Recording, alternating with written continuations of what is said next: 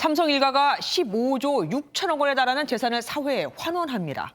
이건희 전 회장의 재산은 주식과 미술품, 부동산과 현금 등 총 26조 원. 삼성 일가가 이 중 15조 6천억 원에 달하는 재산을 내놓기로 한 겁니다. 상속세만 따져봐도 세계 최대인 12조 원인데 이렇게 되면 이 회장 재산의 60%를 사회에 환원하는 셈이 됩니다. 먼저 길기범 기자가 보도합니다. 고 이건희 삼성전자 회장이 남긴 재산은 26조 원으로 추정됩니다. 삼성생명, 삼성전자 등 주식이 19조 원으로 가장 많고 한남동 자택과 용인 에버랜드 일대 부동산입니다. 유족이 6회에 걸쳐 내는 상속세는 12조 원대 중반입니다. 지난해 우리나라 전체 상속세 세입의 3배에서 4배 규모입니다. 유족들은 고인의 뜻에 따라 다양한 사회 환원 사업도 이어나가기로 했습니다.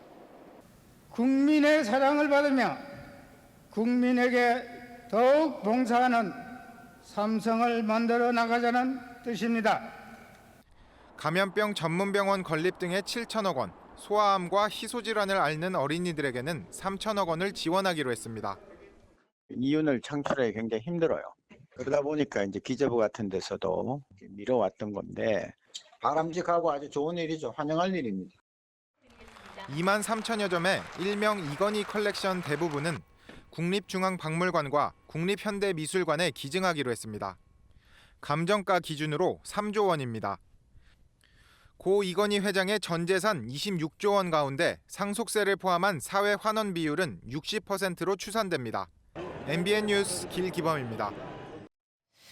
시장의 가장 큰 관심은 이재용 부회장에게 삼성 주요 계열사의 주식이 어떻게 돌아갈까 하는 겁니다. 삼성의 출자 구조를 보면 크게 이 부회장이 삼성물산을, 삼성물산이 삼성생명을, 삼성생명이 삼성전자를 지배하는 구조로 되어 있습니다. 고 이건희 회장이 물산 2.88%, 생명 20.76%, 삼성전자 보통주 4.18%를, 이재용 부회장이 17.33%, 0.06%, 0.7%를 각각 이렇게 갖고 있죠. 보시다시피 이 부회장의 삼성전자 지분이 미미한 만큼 전자를 지배하려면 물산이나 삼성생명의 지분이 더 필요합니다. 생명은 며칠 전 일가 4명이 지분을 공동 소유하겠다고 했지만 물산의 주식 배분이 발표에서 빠지면서 주식시장은 갈피를 못 잡는 모습이었죠. 시장에서는 삼성 일가가 결국 이재용 부회장에게 물산과 전자의 지분을 몰아줄 것으로 예상하고 있습니다. 삼성전자는 그 일가는 12조 원의 상속세 중 1차분, 그러니까 2조 원을 내일 모레 납부합니다. 홍라희 여사는 6,666억 원, 이재용 부회장 3남매는 각각 4,444억 원입니다. 주식을 팔 수도 없고 상속세 재원을 어떻게 마련할지가 관건입니다. 박은채 기자입니다. 고 이건희 회장의 재산은 홍라희 여사와 3남매에게 법적으로는 1.5대 1대 1대 1의 비율로 상속됩니다. 이 비율에 따르면 원칙적으로 홍 여사는 4조, 3남매는 각각 2조 6,666억 원의 상속세를 냅니다. 6회 분납 중 삼성일가가 당장 오는 30일 1차로 내는 돈은 2조 원입니다. 관심은 상속세 12조 원을 홍라희 여사와 이재용 부회장 3남매가 얼마나 부담할지입니다. 삼성그룹의 지배구조와 직결되는 문제인 만큼 일가가 별도로 합의한다면 개인마다 납세 액수는 달라집니다. 상속인 간의 어떤 배정에 있어서는 이미 내부적으로는 다 정해졌다고 보고요. 자본시장법에 따른 공시를 통해서 다 그 비율이 나올 것으로 해서. 상속세 재원은 개인이 보유한 현금이나 대출로 충당할 것으로 보입니다. 앞서 삼성 일가는 1조 3천억 원의 특별 배당을 받았습니다. 기증한 미술품은 상속세 대상에서 제외돼 사회공헌과 함께 절세 효과도 얻을 수 있습니다. 미술품을 국가나 공공박물관에 기증을 하게 되면 상속세가 비과세가 됩니다. 절세 목적도 좀 고려하지 않았나 하는 생각. 실질적으로 상속세 재원 마련은 배당금으로 마련하는 방안이 유력합니다. 삼성전자를 포함한 주요 삼성 계열사의 배당 성향이 높아질 것이라는 관측이 나옵니다. MBN 뉴스 박은채입니다. 삼성가가 12조 원 이상의 천문학적인 상속세. 지난해 정부가 거둔 전체 상속세의 3, 4배라고 하죠. 이 상속세를 내는 것에 대해 시민단체는 뭐라고 반응했을까요? 진일보했다는 평가는 했지만 납세와 이재용 부회장의 사면은 별개라고 딱 잘라 선을 그었습니다. 이혁근 기자가 보도합니다. 지난 2016년 참여연대는 이재용 삼성전자 부회장을 국정농단 관련 뇌물죄로 가장 먼저 고발했습니다. 최고 경제 권력이 뇌물로 사버린 것이 이 게이트의 본질입니다. 5년 뒤 참여연대는 삼성가가 거액의 상속세를 내는 것에 대해 긍정적인 평가를 했습니다. 삼성 일가들이 이번에 상속세를 내고 적법한 상속을 하겠다라는 것들은 진일보한 모습이다라고 보여집니다. 경실련은 삼성 일가의 상속세 납부와 이재용 부회장의 사면을 결부시켜서는 안 된다고 선을 그었습니다. 수감되어 있는 이재용 부회장의 어떤 사면 논의에 악용되어서는 절대 안 된다. 당연한 일을 하신 거기 때문에. 경실련은 미술품 기증에 대해서도 절세 목적 아니냐며 큰 의미를 두지 않았습니다. MBN 뉴스 이혁근입니다. 삼성그룹이 밝힌 고 이건희 회장의 상속 내용 취재기자가 더 깊이 들어가 보겠습니다. 오지 기자 어서 오십시오. 네. 상속세 12조 원에 생전 사회공헌 약속까지 국직한 내용이 참 많은데 이거를 왜 그냥 서면으로 딱 발표를 해버렸을까요? 네, 코로나 상황도 있지만 일단 형식적으로는 발표자가 마땅치 않았을 겁니다. 아시다시피 계열사를 총괄하는 컨트롤타워, 이 삼성 미래전략실이 4년 전에 사라졌고요. 이재용 부회장은 현재 수감돼 있습니다. 그렇다고 가족의 상속 문제인데 그룹 수뇌부가 나서는 것도 모양새가 이상하죠. 그렇네요. 게다가 가장 중요한 부분인데 가장 시장에 관심을 갖고 있는 유언장이 있느냐 없느냐 또 주식 분할은 어떻게 하느냐 이 부분이 빠져 있다 보니 누군가가 만약에 발표하게 된다면 어떤 식으로든 질의응답이 있을 테고 그래서 서면으로 대체한 게 아니냐 이런 추측이 나오고 있습니다. 네, 지금 보도를 해드렸지만 신고한 상속세만 12조 원입니다. 그런데 고 이병철 회장 때의 680배라고요? 네. 어떻게 계산하면 이렇게 나오는 겁니까? 네, 그 당시에도 최고가였는데요. 일단 현행법에 따르면 상속 재산이 30억 원이 넘으면 상속세 최고세율은 50%가 적용됩니다. 주식은 고인이 대기업 최대 주주거나 최대 주주의 가족 등인 특수관계인이면 세율이 60%까지 높아집니다. 네. 제가 예를 들어볼까요? 시가총액 1조 원짜리 회사가 있습니다. 이 회사 창업자가 자녀 그리고 3세까지 물려주면서 상속세를 내게 되면 이 가치가 1,600억 원까지 떨어진다는 겁니다. 그러니까 두 번 상속 과정으로 1조 원의 84%를 정부가 가져가는 건데요. 이 회장의 상속세에도 적용해봤습니다. 12조 원 규모의 상속세에서 가장 많은 차지를 하는 거는 그 가치만 19조 원에 해당하는 주식인데요. 보시는 것처럼 최대 주주 할증률 20%, 최고세율 50%, 자진신고 공제율 3%를 적용하면 주식 상속세는 11조 400억 원에 이릅니다. 이 회장이 남긴 부동산도 살펴보겠습니다. 2015년 당시 최고 1조 8천억 원으로 평가된 용인 에버랜드 일대 부지부터 한남동 자택 등이 포함됐는데요. 부동산 상속세율은 50%가 적용되는데 삼성일가는 이걸 아마 공시지가 대신에 감정가로 신고할 것으로 알려졌습니다. 네. 왜 그렇게 했을까요? 어쨌든 이런 금액은 국내는 물론 해외에서도 최고라고 하던데요. 네, 그렇습니다. 현재까지 국내 최대 상속세 1위는 2018년 별세한 고 구본무 LG그룹 회장의 유족이 납부 중인 9,215억 원입니다. 또 다른 그룹을 살펴봤는데 고 신격호 롯데그룹 명예회장 유족은 4,500억 원 중 국내에 3,200억 원을 납부하고 있고요. 지난해 4월에 별세한 조양호 한진그룹 회장의 유족들은 2,700억 원대를 분납 중입니다. 해외에서도 단연 으뜸입니다. 2011년 애플 창업자죠. 스티브 잡스 사망 당시 어땠나 봤더니 유족들이 부담한 상속세는 3조 4천억 원이었습니다. 그러니까 이건희 회장 유족이 내는 상속세의 3분의 1 또는 4분의 1 수준입니다. 와, 스티브 잡스 때보다 더 많다고요. 이건희 회장의 상속세도 지금 말이 많지만 화제가 되고 있지만 기부도 다른 기업들한테 참 잣대가 될 수 있을 듯합니다. 사회 환원을 하려면 일단 돈을 많이 벌어야 되잖아요. 그렇습니다. 그래서 이제 어쨌든 초인류 경영을 중시했던 생전 어록이 참 많이 지금도 기억이 납니다. 네, 그래서 한번 찾아봤습니다. 이 회장은 한 기업을 넘어 한국 경제에 큰 영향을 미쳤죠. 취임 일성부터 초인류를 내건 야심가였습니다. 한번 들어보시겠습니다. 혼신의 힘을 다하여 그 소임을 수행할 것입니다.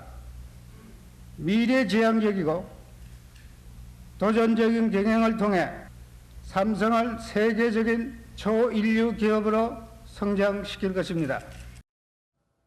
지금은 일반적이 됐지만 품질 경영을 화두로 던진 것도 고 이건희 회장이었습니다.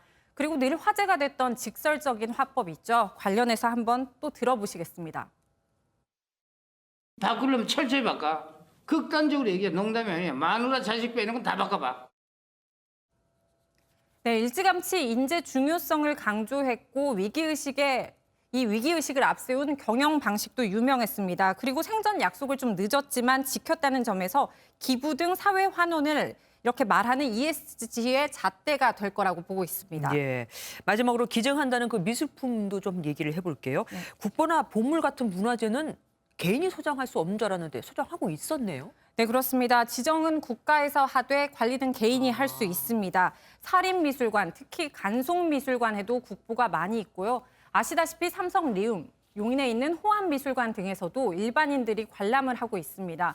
궁금한 건 어떻게 이런 걸 수집했을까죠? 네. 이 부회장이 아니면 이재용 회장이 이건희 회장이 해외 출장 중에 산 건가 아니면 경매에 참여했나 어떻게 이렇게까지 모았을까였는데 일단 선대 이병철 회장부터 미술품 수집을 해왔다고 합니다. 예. 대부분은 미술관 내 연구팀에서 협의를 해 구매한 것으로 알려졌습니다. 예. 그럼 오늘 기증한 이 국보나 보물 문화재 같은 거에 대해서는 상속세가 없는 겁니까? 네, 그렇습니다. 말씀하신 대로 국보나 보물로 지정된 작품, 이 문화재는 비과세입니다. 네. 그리고 공익단체 출연금 등 이 기부금은 상속세 계산에서 빠집니다. 그러니까 오늘 발표대로라면 미술작품도 대거 포함됐고 의료 지원 등 1조 원 한원 계획도 발표했으니까 유가족이 신고한 상속세 부분은 일부 변동이 될 수 있습니다. 네. 다만 세금을 미술품 등으로 납부하는 물납제는 이번 일을 계기로 검토될 것으로 보입니다. 물납제가 가능할까 말이 많았었는데 어쨌든 이거는 이번엔 안 된 거군요. 잘 들었습니다. 오지혜 기자와 함께했습니다.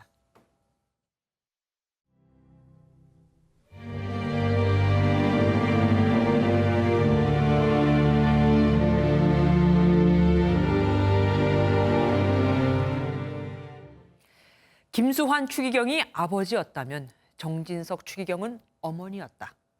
정진석 추기경이 향년 90세를 일기로 어제 선종했습니다. 남은 전 재산 800만 원은 의료진에게 그리고 각막도 기증했습니다. 먼저 이동훈 기자가 보도합니다. 명동성당 대성전 투명 유리관에 안치된 고 정진석 추기경. 생전 온화하고 인자한 모습 그대로입니다. 정 추기경은 어젯밤 염수정 추기경과 주교, 사제들이 지켜보는 가운데 편안한 표정으로 우리 곁을 떠났습니다. 정 추기경의 마지막 말은 평소와 같이 감사합니다. 늘 행복하게 사세요였습니다. 김수환 추기경님께서 아버지였다면 정 추기경님은 어머니와 같이 따뜻하고 배려심이 많고 우리들을 품어주시고 연명 치료를 거부했던 정 추기경은 선종 직후 안구적출 수술을 받아 생전 각막 기증 약속도 지켰습니다. 그동안 수고해 주신 의료진과 병원에서 수고해 주신 모든 분들에게 선물하라고. 명동 성당에선 조문객들의 애도가 이어졌습니다. 굉장히 조금 마음이 좀 슬펐고요. 그래서 오늘 새벽에 아침에 엄마랑 같이 오게 된 계기였습니다. 가톨릭의 큰 어른이 별이 돌아가셨기 때문에 소식 듣자마자 너무 마음이 아팠고, 네, 그래도 이렇게 하느님 품으로 잘 가실 수 있어서. 장례 마지막 날인 5월 1일 명동 성당에서 장례 미사가 치러지고 이후 정 추기경은 고 김수환 추기경이 안치된 경기도 용인 성직자 묘역에 안장됩니다. MBN 뉴스 이동훈입니다. 선종한 정진석 추기경은 최연소 주교로 발탁돼 42년간 청주교구, 서울대 교구장을 지냈습니다.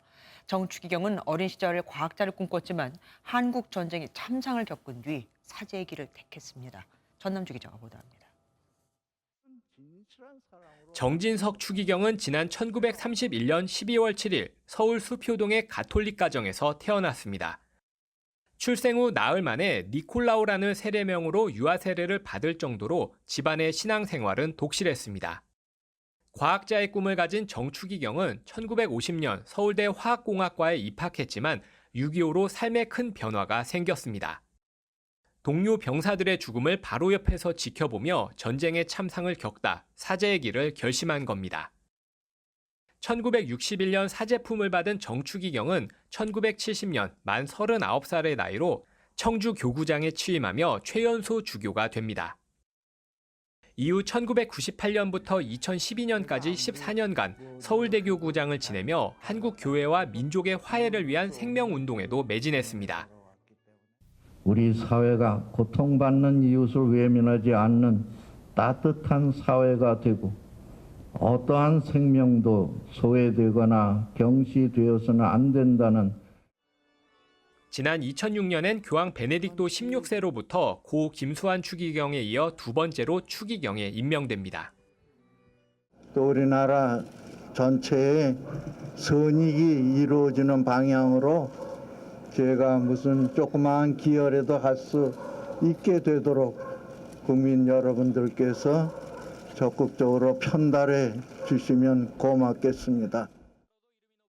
교회법 권위자로 알려진 정추기경은 교회 법전을 설명하는 해설서를 비롯해 50권이 넘는 저서와 역서를 펴냈습니다. MBN 뉴스 전남주입니다. 만취운전으로 차량 2대를 들이받고 피해 차량 운전자가 촬영을 한다면서 폭행까지 한 남성이 붙잡혔습니다.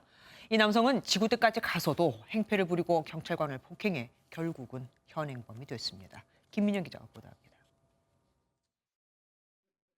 서울 강서구의 한 사거리입니다. 흰색 차량이 좌회전을 하더니 건너편에서 신호대기를 하던 차량 2대를 들이받습니다.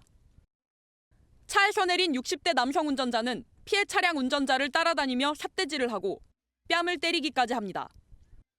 그젯밤 9시 37분쯤 만취운전으로 차량 2대를 들이받고 상대 차량 운전자인 40대 남성을 폭행한 60대 남성이 경찰에 붙잡혔습니다. 엄청 크게 완전 많지요. 폭행도 하고 주먹으로 때리고 앞에 차를 신고했다고. 해당 남성은 상대 차량 운전자 얼굴을 폭행하고 나서 신고를 받고 출동한 경찰과도 20분가량 실랑이를 벌였습니다. 혈중 알코올 농도를 측정한 결과 면허 취소 수준에 해당하는 0.142%가 나왔습니다. 이 남성은 지구대에서도 행패를 부리며 경찰관 얼굴을 폭행한 혐의를 받고 있습니다. 경찰은 해당 남성을 음주운전과 공무집행 방해 혐의로 입건해 자세한 사건 경위를 조사하고 있습니다. MBN 뉴스 김민영입니다. 박상기 전 법무부 장관은 거래소를 통한 가상화폐 거래를 금지하는 특별법을 준비 중이라고 했었는데 얼마 전 은성수 금융위원장은 가상화폐는 자산이 될 수 없다고까지 했었는데 박범계 법무부 장관을 보조하던 현직 검사가 가상화폐 거래소를 이직하기 위해 사표를 내 논란이 일고 있습니다. 현재 법무부가 가상화폐 불법 행위 단속에 나서고 있는 시점에서 이해 충돌이 아니냐 이거죠. 그래서일까요? 해당 거래소 측이 조금 전 사실과 다르다는 입장을 내놨습니다. 임성재 기자가 보도합니다. 지난 1월부터 박범계 법무부 장관 정책보좌관실에서 근무해온 A검사. 최근 국내 한 대형 가상화폐 거래소 변호사로 이직하기 위해 사표를 낸 것으로 전해졌습니다. 정부가 가상화폐 시장 과열을 우려하고 있는 현재 시점에서 3년 전 거래소 폐지까지 언급한 법무부 소속 검사라는 점 때문에 논란은 커졌습니다. 가상화폐 거래를 금지하는 법안을 준비 중에 있습니다. 그 거래소 폐쇄까지도 목표로 하고 있습니다. 법조계에선 가상화폐 불법 행위에 대해 특별 단속에 나선 법무부 소속 직원이 관련 업계에서 근무하는 건 이해충돌 소지가 있다는 우려가 나왔습니다. 한 관계자는 법무부에서 근무하던 검사가 거래소로 직행하는 건 이례적이라면서 공직을 바라보는 대중에게 실망감을 안겨줄 수 있다고 밝혔습니다. A 검사는 직접적으로 가상화폐와 관련된 업무를 한 적은 없는 것으로 알려졌습니다. 논란이 일자 해당 거래소 측은 영입건은 사실과 다르다고 밝혔습니다. MBN 뉴스 임성재입니다. 사흘간 이도 닦지 마라. 모자란 고기와 빵은 나눠 먹자. 남영신 육군참모총장이 최근 제기된 부실급식과 일부 부대 코로나19 과잉 방역 논란에 대해 사과했습니다. 논란이 된 부실급식은 정량 배식의 실패와 식자재 첨부 불량 등이 원인으로 꼽혔는데 군은 전수조사를 하겠다고 밝혔습니다. 배준우 기자입니다. 국방부가 부실급식 논란이 된 7건을 조사한 결과 배식 실패는 4건, 부식 신청 불량은 2건으로 파악됐습니다. 특히 육군 12사단의 경우 110명이 먹을 빵을 60명 군만 수령해 반으로 잘라 배식했고 돈가스 덮밥에 필요한 돈가스를 청구하지 않아 부족하게 되자 잘게 잘라 배식한 걸로 드러났습니다. 육군 11특전공수여단과 공군 방공포 3여단은 간부의 관리 소홀로 메인 메뉴가 격리자에게 전달되지 않기도 했습니다. 일부 부대의 코로나19 과잉 방역과 격리 장병에 대한 부실한 생활 여건도 도마에 올랐습니다. 앞서 육군훈련소는 훈련병들에게 3일간 양치와 세면을 금지하고 화장실을 통제된 시간에만 허용해 인권 침해 논란을 샀습니다. 이 같은 논란에 남영신 육군참모총장은 예정에 없던 긴급 주요 지휘관 회의를 열고 부실급식과 최근 논란이 된 코로나19 과잉 방역에 사과했습니다. 남 총장은 이 자리에서 과도한 방역 조치로 장병의 기본권까지 침해하게 돼 책임을 통감하며 장병과 자녀를 군에 보내준 국민에게 송구하다고 밝혔습니다. 육군은 이에 따라 다음 달 9일까지 집중 진단을 통해 방역관리 체계를 전면 재검토하기로 했습니다. 또한 군 당국은 전군 차원에서 급식 관련 전수조사를 진행해 현장을 점검할 방침입니다. MBN 뉴스 배준우입니다. 서 국방부 장관 또한 부실 급식과 과잉 방역 조치에 대해 사과하고 고개를 숙였습니다. 하지만 요즘 정치권은 20대 남자, 일명 2대남을 잡기 위해 온통 신경이 곤두서 있죠. 온종일 질타를 들어야 했습니다. 신재우 기자입니다.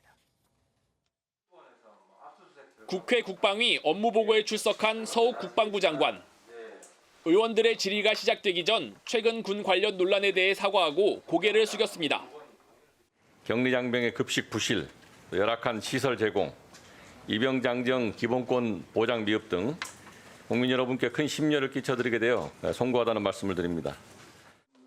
하지만 부실급식에 대한 여야 의원의 질타는 이어졌고 못 먹는 군대가 무슨 싸움을 하겠습니까? 먹는 거 갖고 얘기가 나온다는 게 이게 좀 얘기가 된다고 생각하세요? 그러니까 송구스럽다 이런 얘기 마시고. 네, 알겠습니다. 부모 또 국민들 입장에서는 군 장병들이 정말 양질의 식사를 제공받고 위험으로부터 안전하게 근무하고 방역을 이유로 실시된 육군훈련소의 화장실 사용 제한에 대한 비판도 나왔습니다. 군인들 마인드 역시 21세기 군인인 거고. 근데 병역 문화는 쌍팔년도 병역 문화예요. 책임을 통감합니다. 군의 코로나19 백신 접종 방침에 대한 비판도 나왔습니다. 장관께서 이건 굉장히 실수를 하셨다. 우선순위를 매길 때 누가 먼저 접종을 받아야 되느냐. 30세 이상 이하로 구분되는 이제 방침에 맞게 그렇게. 부실급식 제보장병에 대한 징계가 있었다는 주장에 대해서도 의원들이 문제 제기를 한 가운데 서 장관은 사실이 아니란 보고를 받았다고 밝혔습니다. MBN 뉴스 신재우입니다.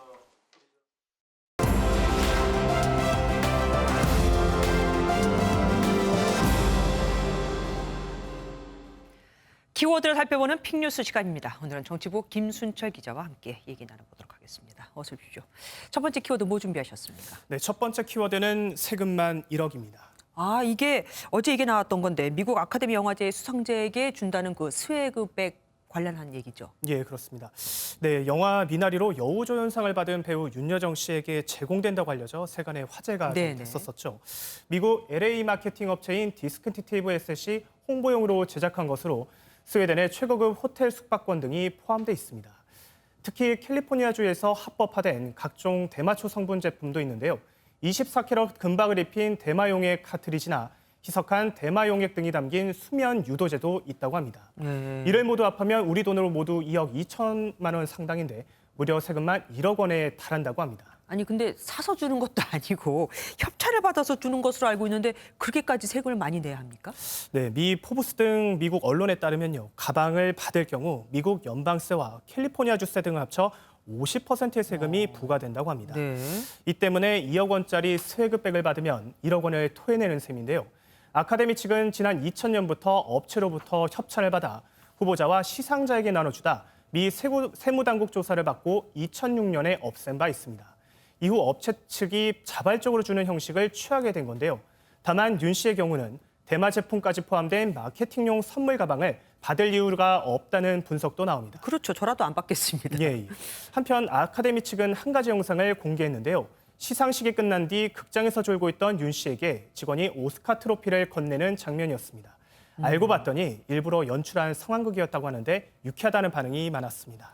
뭐 실제 배우가 연기를 해서 그런지 정말 같습니다. 네. 다음 키워드 뭐 준비하셨습니까? 네, 제가 준비한 건 5인 만찬입니다. 아, 대통령 만찬 얘기죠. 예, 그렇습니다.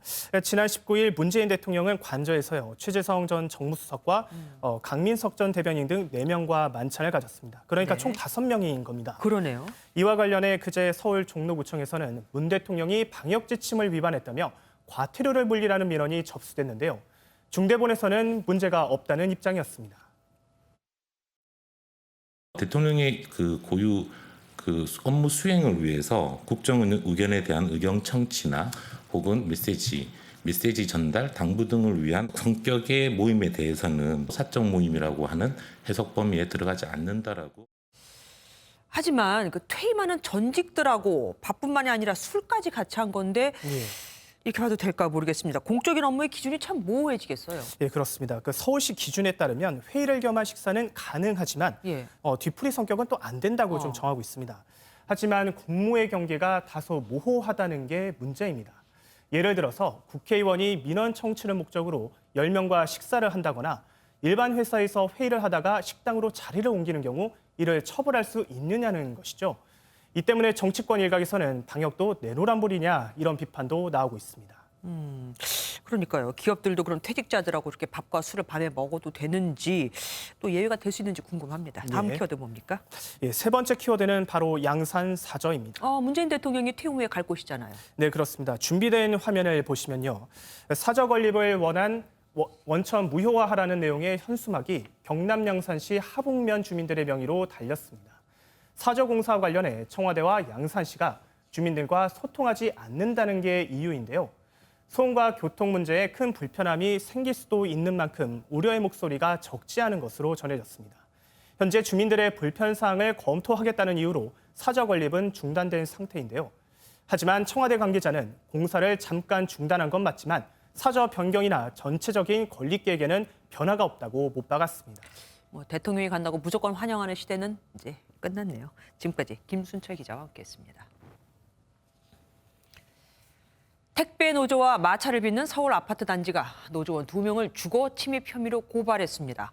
지난해 대학 캠퍼스에 문재인 대통령을 비판하는 대자보를 붙인 남성이 건조물 침입 혐의로 고발된 것처럼요.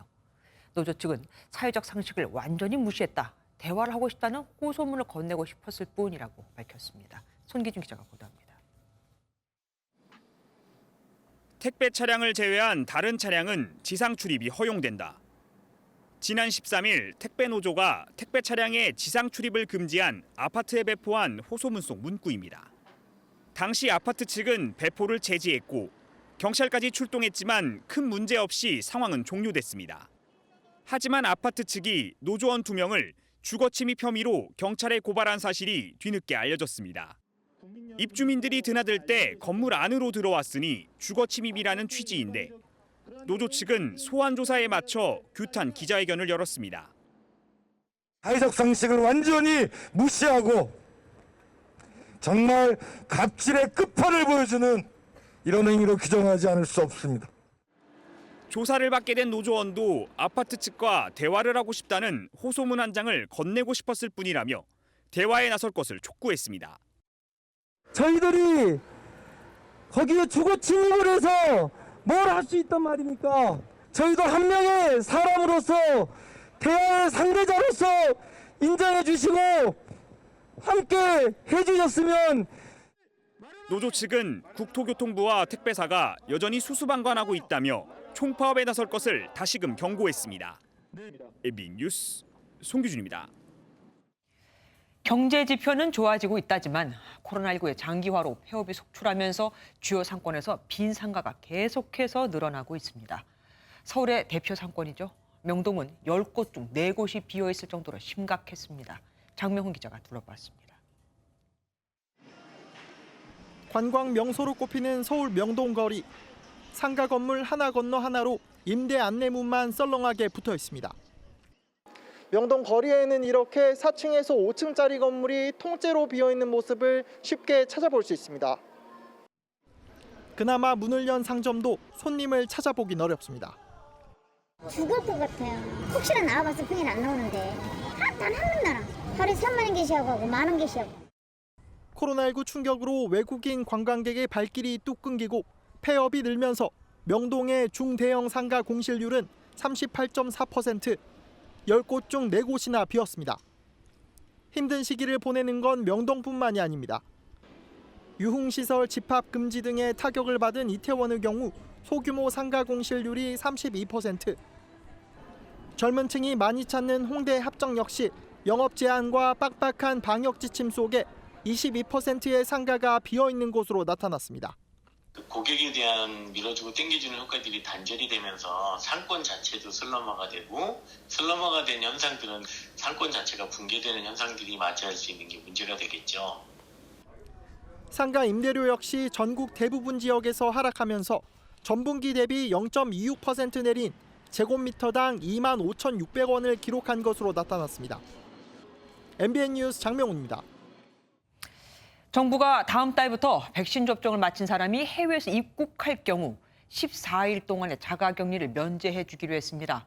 현재 국내에서 2차 접종까지 다 끝낸 사람은 14만 8천 명밖에 안 되니까 당장 주변에서 체감하실 분은 별로 없을 겁니다. 심가연 기자가 보도합니다. 다음 달 5일부터 코로나19 백신 접종을 완료했다면 해외여행을 하고도 별도의 격리 기간 없이 일상생활을 할 수 있습니다. 국내에서 예방접종을 완료하고 출국했다가 귀국한 경우에는 코로나19 검사가 음성이고 증상이 없으면 자가격리가 면제됩니다. 확진자와 밀접 접촉했더라도 무증상의 음성 판정만 나온다면 격리하지 않아도 됩니다. 방역당국이 인정하는 예방접종 완료자는 2차 접종까지 마치고 항체 형성 기간인 2주가 지난 사람으로 현재 국내에서 14만 8천여 명이 2차 접종을 마쳤습니다. 남아공이나 브라질 등 변이 바이러스가 유행하고 있는 국가로부터의 입국자는 면제 대상에서 제외됩니다. 또 국내 허가를 받은 백신만 해당돼 러시아의 스푸트니크 V 백신이나 중국의 시노팜 백신 접종자도 여전히 격리 기간을 거쳐야 합니다. 해외에서 화이자나 아스트라제네카 접종을 한 경우도 인정하지 않는다는 방침이어서 교민 등의 불만이 나오고 있습니다. 당국은 백신 접종자가 늘어나면 백신 여권 등 혜택을 더 늘린다는 방침이지만 아직은 접종률이 낮아 체감하기는 어려울 전망입니다. MBN 뉴스 심가현입니다. 미국 보건당국이 백신을 맞은 사람은 야외에서 마스크를 쓰지 않아도 된다고 선언했습니다. 바이든 대통령도 보란 듯이 공식 석상에서 마스크를 벗었죠. 앞서 실외 노 마스크를 선언한 이스라엘에 이어서 최악의 코로나19 감염국이었던 미국이 두 번째가 된 겁니다. 정설미 기자가 보도합니다. 백악관 잔디밭에서 기자들 앞에 선 바이든 미국 대통령이 검은색 마스크를 벗습니다. 백신 접종자는 야외에서 마스크를 쓰지 않아도 된다는 지침에 동참한 겁니다. This is our target date to get life in America closer to normal and began to celebrate our independence from the virus. 연설을 마친 뒤에도 마스크를 쓰지 않고 백악관으로 걸어갑니다. 취임 첫날 마스크 착용을 의무화하는 행정명령에 서명했던 바이든 대통령이 취임 100일을 이틀 앞두고 노마스크 정책에 시동을 건 겁니다. 백신을 맞지 않았더라도 혼자서 혹은 가족과 함께 산책할 때는 마스크를 쓰지 않아도 됩니다.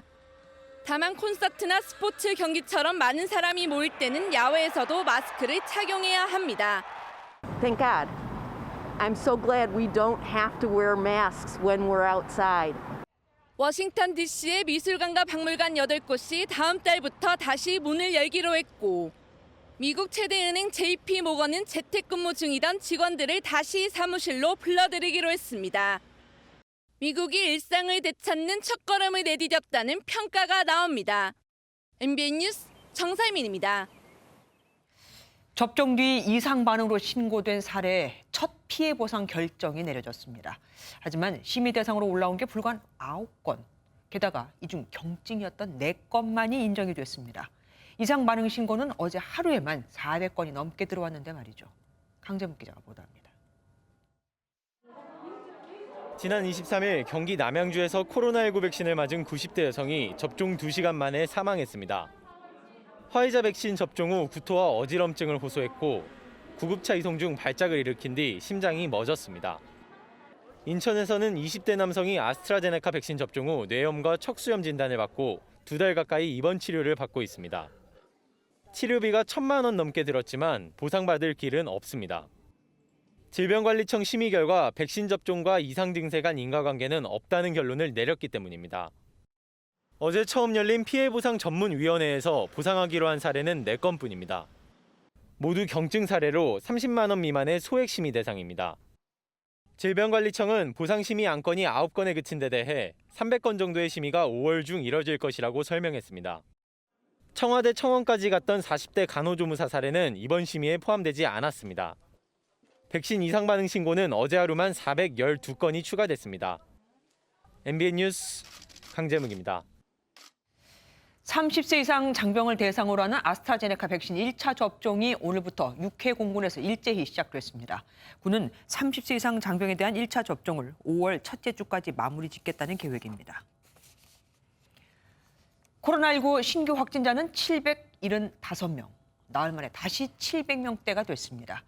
교회와 공장 등에서 집단 감염이 잇따르고 있는데 대구에서는 신도만 3천여 명의 교회에서 10명이 확진돼 비상에 걸렸습니다. 심우영 기자가 보도합니다. 방역요원이 교회 입구에 출입을 금지하는 안내문을 붙입니다. 신도 10명이 코로나19에 집단 감염되는 등 이 교회 관련 확진자가 15명으로 늘었기 때문입니다. 소규모 교회와 달리 이 교회는 신도 명단만 3,000명에 달하는 대형 교회여서 추가 확진을 우려하는 목소리가 높습니다. 방역당국은 이 교회에 2주간 집합금지 명령을 내렸습니다. 예배에 참석한 신도에게는 진단검사를 받으라고 통보했습니다. 사무실의 환경이 환기가 되지 않는 밀폐, 밀집 구조임이 확인되었습니다. 4월 중 출석 교인 1,400여 명에 대한 신속한 검사 진행을 위해 재난 문자를 2차례 발송하였고 경남 진주와 경기 광주 교회에서도 각각 10명과 15명이 확진 판정을 받는 등 교회발 확진자가 다시 줄을 잇고 있습니다. 잇따른 집단 감염에 오늘 신규 확진자는 775명으로 나흘 만에 700명대로 급증했습니다. 가족, 지인 간의 접촉에 의한 비중 자체가 상당히 높기 때문에 이러한 사항들을 다 고려를 해서 사회적 거리두기 조정과 관련되는 논의를 하고. 최근 일주일간 하루 평균 확진자는 678명으로 거리두기 2.5단계 조건 안에 들었습니다. MBN 뉴스 심우영입니다. 더불어민주당 차기 지도부 선출을 위한 투표가 시작됐습니다. 민심보다 당신만 더 챙긴다는 비판이 나오는 가운데 당 내에서 문자 폭탄은 필요하다, 아니다 논란도 일고 있습니다. 주진희 기자가 보도합니다. 다음 달 2일 열리는 전당대회를 앞두고 더불어민주당의 차기 지도부 선출을 위한 온라인 투표가 시작됐습니다. 대상 선거인 수는 71만 464명으로 투표는 대의원 45%, 권리당원 40%, 국민 여론조사 10%, 일반 당원 5%의 비율로 반영됩니다. 당대표 후보들은 저마다의 쇄신책을 내놓고 있지만 권리당원들의 표심을 의식한 듯 그동안의 친문 노선을 그대로 따라하고 있다는 일각의 비판이 나오고 있습니다. 무능한 개혁, 내로남불이 아니라 유능한 개혁, 언행일치의 민주당으로 만들어내겠습니다. 하면 이제 우리가 개혁을 한다고 확 드라이브를 걸고 했는데 소리는 굉장히 요란했는데 성과는 굉장히 더디게 나타난 겁니다. 180석을 만들어줬는데도 그걸 문재인 정부를 지킬 당대표, 다음 대선을 이길 당대표, 저 홍영표가 가장 잘할 수 있습니다. 이런 가운데 일부 강성 당원들의 문자 폭탄을 두고 또다시 갑론을박이 벌어졌습니다. 조응천 의원이 SNS에 의원들이 움직일 공간을 만들어달라며 문파가 아닌 국민들께 다가갈 수 있도록 놓아달라고 호소한 겁니다. 반면에 김용민 의원은 한 인터뷰에서 문자 폭탄은 적극 의사를 표시하는 지지자들이라며 민주사회에서 이런 것은 권장돼야 한다고 반박했습니다. MBN 뉴스 주진입니다. 주호영 국민의힘 대표 권한대행이 야권 유력 대선 주자로 떠오른 윤석열 전 검찰총장은 과거 수사에 대해 입장을 정리할 필요가 있다고 말했습니다. 국민의당과 합당에 대해서는 조만간 안철수 대표와 만나 의논하겠다고 했는데 만약 흡수 통합이 아닌 당대당 통합일 경우엔 새 당이 생기는 것인 만큼 시간이 꽤 걸릴 겁니다. 우종환 기자가 보도합니다. 주호영 국민의힘 대표 권한대행은 원내대표 임기를 마무리하는 자리에서 윤석열 전 검찰총장이 과거 수사에 대한 입장을 정리할 필요가 있다고 말했습니다. 본인이 그런 문제를 정리할 필요가 있다고 저는 그렇게 보고 있습니다. 법조계에 있던 분들이 퇴임하면서 내 직무 수행 중에 본의 아니게 피해를 입은 분들에 대해서 죄송하다고 뭐 그런 인사하는 것도 아마 그런 차원으로. 이와 관련해 과거 국정원 댓글 수사 대상이었던 김용판 의원은 윤 전 총장의 사과를 공개적으로 요구했습니다. 우리가 문재인 적폐 그것을 크게 비난한 우리 당에서 그 적폐 청산을 실제 실행한 행동 대장격은 사실 윤석열 총장 아닙니까? 그렇다면 반드시 전환 과정을 거친 가운데서 오는 것이 정도죠. 윤 전 총장의 입당을 환영하던 국민의힘 내부에서 나온 첫 비토 발언이어서 윤 전 총장의 반응이 주목됩니다. 주대행은 지지부진한 양상을 보이는 국민의당과 합당에 대해서는 곤혹스러움을 나타냈습니다.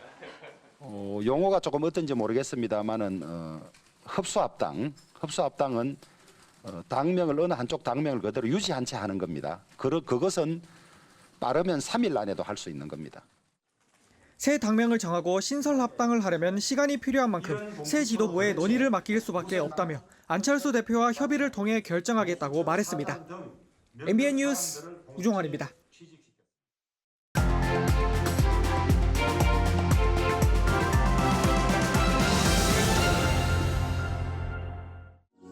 미나리가 뭔지 모르지 미국 바보들은. 저쪽에다 심으면 좋겠다. 거침없고 진솔한 화법으로 오스카 시상식을 뒤흔든 배우 윤여정 씨가 출연한 영화 미나리입니다.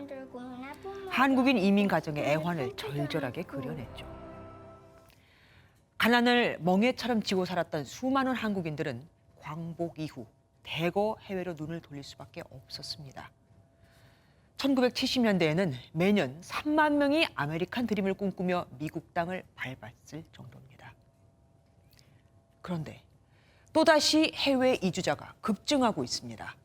최근엔 코로나 바이러스로 주춤해졌다지만 그래도 문재인 정부에서 해외 이주를 위해 출국한 사람이 박근혜 정부 때보다 2배나 더 늘어났거든요. 탈한국. 왜 이런 현상이 빚어졌을까요? 현 정부 들어 세금 급증과 진영 논리에 따른 국민 편가르기 등 한국 상황에 염증이 난 국민들이 부동산 가격 급등을 계기로 재산을 정리해 떠나는 게 아니냐는 추론이 나옵니다. 설상가상으로 각종 규제에 지친 기업들의 탈한국 러시도 멈추지 않고 있습니다. 과거에는 지긋지긋한 가난을 떨치기 위해서 한국을 떠났지만 요즘은 한국적 상황이 등을 떠밀고 있는 겁니다. 호원숙 작가가 모친인 박원서 선생의 부엌에 대해 쓴 책엔 이런 부분이 있습니다. 어머니는 다듬고 난 미나리 뿌리를 버리지 않고 예쁜 항아리에 물을 받아 담가 두셨다. 그럼 다시 잎이 올라와 겨울의 방안을 연두색으로 생기나게 만들었을 뿐 아니라 끊어서 먹기도 했다. 우리 국민은 미나리 뿌리처럼 강합니다. 그런데 그런 미나리를 담을 항아리가 부실하거나 물이 깨끗하지 못해서 미나리가 시들어서야 되겠습니까? 김주하의 그런데 미나리와 탈한국이었습니다.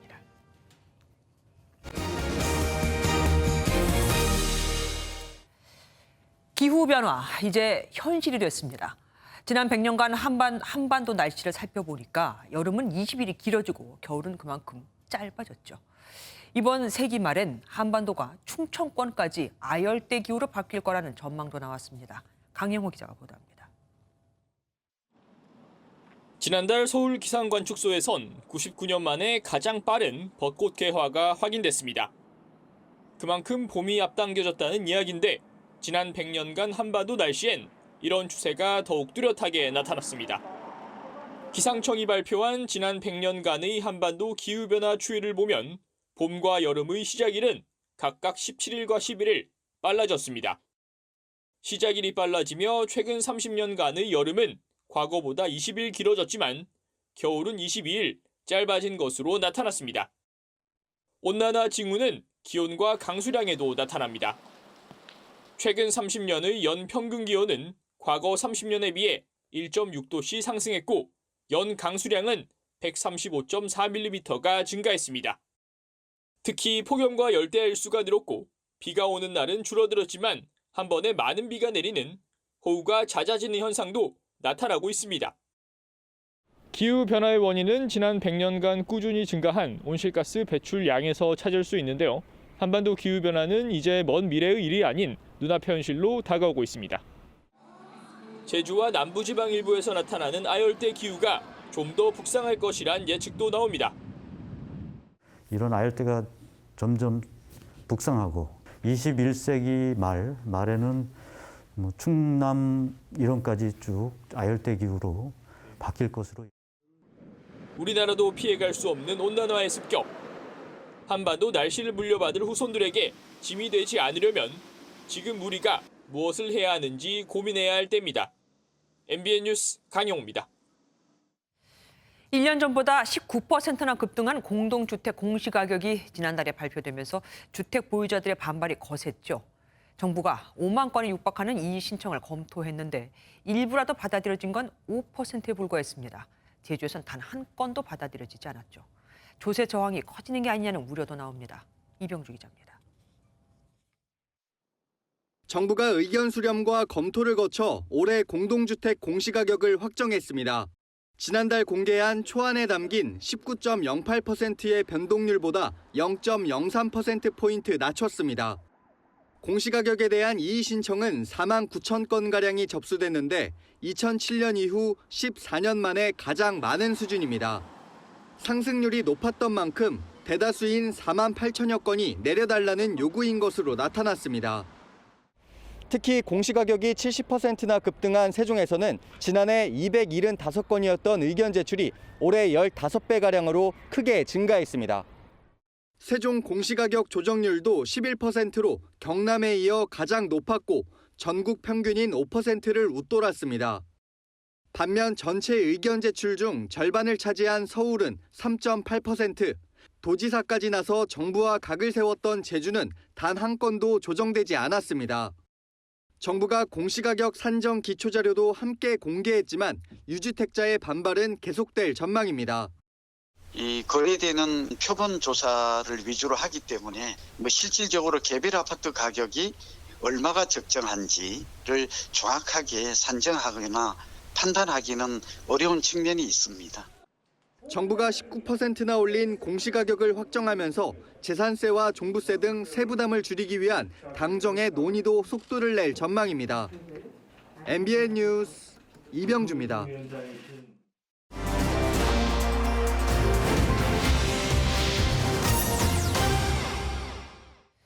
코로나19 시대 답답함을 달래기 위한 여행 방식도 바뀌고 있습니다. 섬에 있는 리조트에서만 머무는 그야말로 격리 관광 상품이 나온 데 이어 여행 상품에 백신 접종을 포함하는 곳들도 있습니다. 2차 접종까지 다 하고 오려면 오래 머무르면서 여행을 하고 가라 이거죠. 전민숙 기자가 보도합니다. 새파란 지중해로 둘러싸인 그리스 로도스 섬의 리조트. 수영장 주변으로 관광객들이 누워 칵테일을 즐깁니다. 바닷물로 뛰어드는 대신 눈으로만 즐겨야 하고 리조트 밖으로 나가선 안 됩니다. 여드레 동안 리조트에만 머무는 격리 휴가인 셈입니다. 코로나19 검사를 3차례 받고 귀국 후 열흘 동안 격리 생활을 해야 하지만 어렵게 여행 기회를 얻은 네덜란드 관광객들은 만족해하는 모습입니다. Sommige mensen zullen zeggen dat het geen vakantie is, maar ik kan je beloven, dit is zeker weer vakantie vieren. Ik vind het heerlijk. 전 세계적으로 여행이 중단되다시피 한 상황에서 미국 알래스카주는 무료 코로나19 백신을 미끼로 내세웠습니다. To Alaska, and this will start on June 1st. If you come to Alaska, you get a free vaccination, if you want one. 2차 접종까지 받으려면 화이자는 최소 21일, 모더나는 28일 동안 머물러야 합니다. 노르웨이의 한 여행사는 아예 백신을 테마로 관광 상품을 홍보하고 있습니다. 러시아를 방문해 2차례 스푸트니크 V 백신을 맞고 돌아오는 일정입니다. In Germany, I saw that getting a regular vaccine was approximately 5 to 10 months in the future, so that was too long for me. So I. 유럽연합은 백신 접종을 마친 미국인이라면 올여름 조건 없이 유럽을 방문해도 된다며 빗장을 풀기로 했습니다.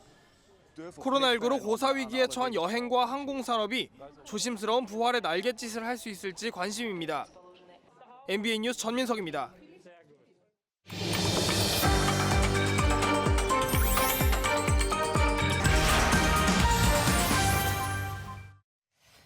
피가 잘 멈추지 않는 혈우병을 앓고 있는 아이들은 극심한 고통에 따르는 치료를 받아야 합니다.